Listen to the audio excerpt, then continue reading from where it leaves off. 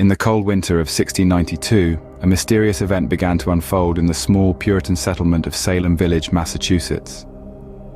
A place that, until then, was largely known for its hard-working, God-fearing settlers, was on the brink of being etched into the annals of history for an entirely different reason. Our story begins with two young girls, Elizabeth Parris and Abigail Williams. In the heart of winter, the girls began exhibiting strange and unexplainable behavior. They contorted their bodies into peculiar positions, uttered strange sounds, and even claimed to see invisible spirits. The villagers, unversed in such oddities, watched in both fear and intrigue. As their actions grew increasingly bizarre, the local physician was consulted. He was a man of medicine, rooted in logic and reason, yet even he was left confounded by these peculiar symptoms. With a heavy heart and a troubled mind, he delivered a diagnosis that sent a shiver down the spine of the entire settlement. The cause of the girls' behavior, he declared, was nothing less than the sinister work of witchcraft. Word of this shocking revelation spread like wildfire. The settlement, once a beacon of peace and piety, was now shrouded in a cloud of suspicion and fear. The minds of the villagers were filled with dread, their hearts pounded with the terror of the unknown. The thought of witches living among them, practicing their dark arts in the shadows, was more than they could bear. In the ensuing days, the girls were pressed to reveal who had bewitched them. Under the weight of intense scrutiny and the fear of the unknown, they named 3 women from the village. These women, they claimed, were the witches who had cursed them. The villagers recoiled in horror, their worst fears realized. The seeds of paranoia were sown, and the stage was set for one of the most infamous trials in history. And so the panic and frenzy of the Salem witch trials began, a dark cloud looming over the seemingly peaceful village. As the eerie cries for justice echoed throughout Salem, the flames of fear and superstition were fanned. What began as whispers and rumors soon turned into a deafening roar of accusations. The seeds of suspicion, once planted, grew into a monster that consumed the town whole. At the heart of this wildfire was the local minister, Samuel Parris. His sermons, once a source of spiritual guidance, now served as a platform for spreading fear and fostering division. With every sermon, every prayer, the notion of witchcraft became more deeply ingrained in the minds of the villagers. Parris's influence was undeniable, and his position of authority made his words all the more potent. As the fear of witchcraft took hold, the local government responded by establishing the Court of Oyer and Terminer. This special court was tasked with hearing and determining the cases of alleged witchcraft. The court's creation was a clear indication of just how deeply the panic had infiltrated the town's governance. With the court in place, the number of arrests surged. Men and women, young and old, were hauled away, their lives upended by the mere utterance of an accusation. The town was in the grip of a fevered mania, and it showed no signs of abating. Then came the first execution. Bridget Bishop, a woman known for her flamboyant lifestyle and multiple marriages, was the first to be convicted by the court. Her trial was quick, her fate sealed by the testimonies of her accusers. Though she maintained her innocence until the end, it did little to sway the court's decision. As she was led to the gallows, the air in Salem grew heavier, the weight of what was happening becoming painfully real. Bridget Bishop's execution marked a grim turning point, stoking the fires of paranoia and suspicion even further. With the first death, the fear had taken a tangible form. The town was past the point of no return, and the witch trials of Salem were only just beginning. As the summer of 1692 dawned, the trials and executions in Salem took a horrifying turn. The heart of the village was now a courtroom, a place where fear and suspicion held court. Spectral evidence, a controversial form of proof based on dreams and visions, became a driving factor in the convictions. The accused were not only fighting against their neighbors' accusations, but also against the unseen and the supernatural. It was a battle they were destined to lose. Among the accused were individuals like John Proctor, a prosperous farmer, and Rebecca Nurse, a respected elderly woman.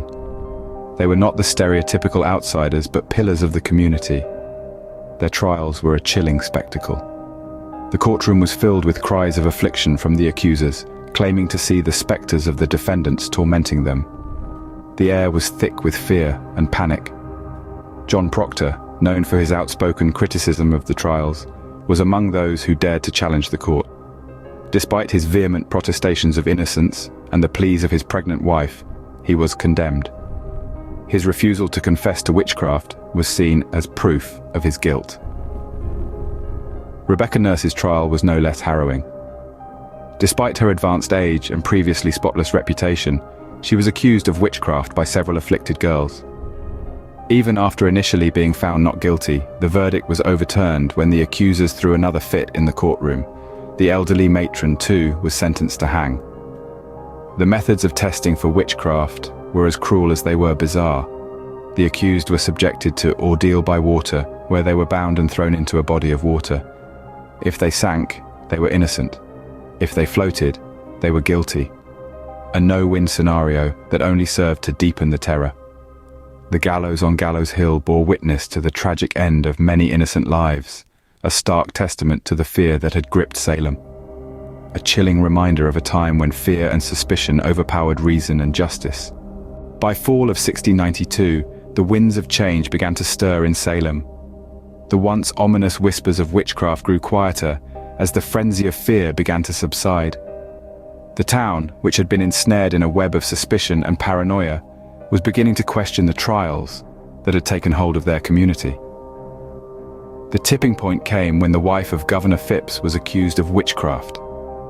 The governor, taken aback by the ludicrous allegations against his own wife, began to see the witch trials for what they truly were, a mass hysteria fueled by fear and superstition. He soon realized that the trials had spiraled out of control, and in an attempt to restore order, he disbanded the special court that was established to handle the witch trials. The disbanding of the court was a critical turning point in the Salem witch trials. The court's dissolution marked the end of the witch hunt, but it also exposed the flaws in their judicial system. It highlighted the dangers of hysteria and the potential for manipulation in a society gripped by fear. The governor further took a step to prohibit the use of spectral evidence, the claims of seeing spirits or apparitions, which were previously considered valid testimony. This was a significant move, as most of the accusations were based on such spectral evidence. By prohibiting it, the governor essentially pulled the rug out from under the trials. The actions of Governor Phipps marked the beginning of the end for the Salem witch trials. His decisions paved the way for a more rational and fair judicial system, ultimately saving many from the same fate as those before them. In the months that followed, the trials slowly came to a halt. The accusations became less frequent, and those imprisoned for witchcraft were gradually released. The fear that had once gripped the town began to dissipate, replaced by a sense of guilt and shame for the innocent lives lost. With the disintegration of the court and the fading fear, Salem slowly began to awaken from its nightmare.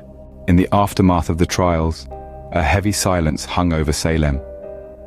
A silence born not of peace, but of a town wrestling with the echoes of its past. In the years that followed, the wheels of justice would slowly, painfully, begin to turn. In the early 1700s, the governor of Massachusetts, William Phipps, pardoned the remaining accused witches, effectively ending the witch hunts. Yet for many, this came too late. The damage had been done. Families had been torn apart, reputations shattered, lives lost. To try and right some of these wrongs, the government offered restitution to the families of the accused. But no amount of money could bring back the loved ones lost or erase the scars of those traumatic times. The trials left Salem a changed town. The people were more cautious, more skeptical. They had seen where fear and hysteria could lead, and were keen not to repeat the mistakes of the past. It was an experience that would shape the town and its people for generations to come.